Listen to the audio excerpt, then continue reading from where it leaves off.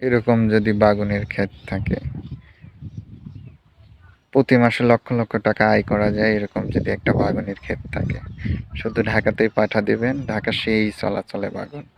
ঢাকা বাগুন সবাই পছন্দ করে, কম আর বেশি, সেই জন্য আমি ঢাকা করি, গ্রাম অঞ্চলে সেরকম চলে না।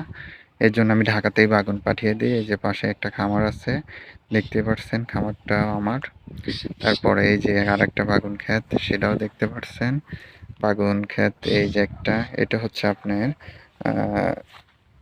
দেখালেই বুঝতে পারেন কি বাগুন এটা, আমি তো বুঝিনি, আপনাদের আর কি বোঝাবো।